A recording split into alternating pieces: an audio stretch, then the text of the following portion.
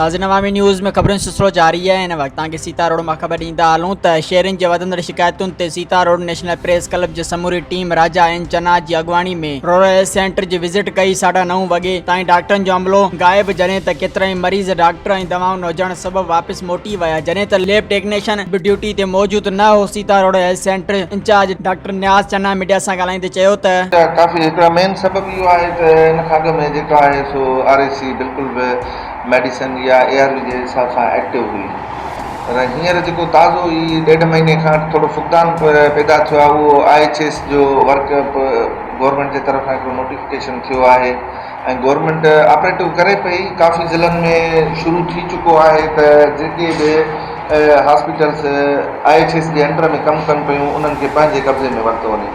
सो अञा असांजो नंबर न आयो आहे। असांजे डिस्ट्रिक्ट जो जीअं ईंदो त असांजो DHO साहिब जी टीम ईंदी ऐं उहा सॼी हॉस्पिटल जी सर्वे करे वेंदी ऐं जेको स्टाफ आहे उहो बि चेक एंड बैलेंस करे वेंदी। पोइ ई असांखे जेको आहे न हिकिड़ी बाज़ाब्ता तौर ते जेका आहे न असांखे मेडिसन जी सप्लाई थींदी DHO साइड खां। हिन वक़्तु असां बिल्कुलु बि सफ़र कयूं पिया जो असांखे मेडिसन जी सप्लाई कोन्हे का। ARV जो जेको आहे उहा बि तव्हांजी ॻाल्हि दुरुस्त आहे त अॻु में असांखे बिल्कुलु बि ARV फ्रीली अवेल हूंदी हुई।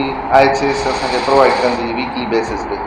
हिन वक़्तु असांखे सपोर्टिव मेडिसन बिल्कुलु मिली आहे DHO साइड ॾांहुं, उहा 2-3 दफ़ा असांखे मिली आहे।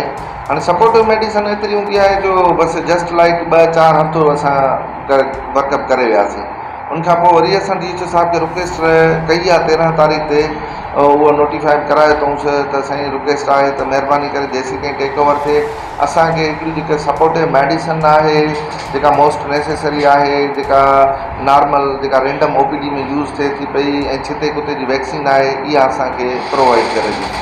तो अलमदा वरी उन लाइ वञिणो पवंदो आहे।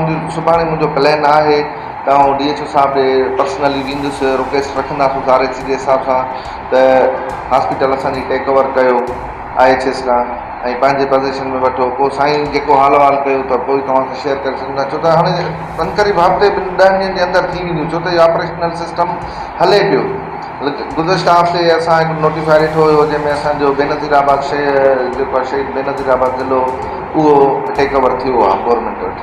त साॻे नमूने सां हींअर जॾहिं दादू जो नंबर ईंदो त पोइ जेके बि IHS जे अंडर में जेके बि हॉस्पिटल्स वर्कअप कनि पियूं पोइ उहे गवर्नमेंट जे अंडर में अची वेंदियूं DHO साहिब जे, त पोइ उहा ज़िम्मेवारी DHO साहिब जी हूंदी। पोइ असांखे फ्रीली मेडिसन बि मिली वेंदी, ARV बि मिली वेंदी, छो त हेडक्वार्टर मां हर शइ ईज़ीली मिली वञे थी।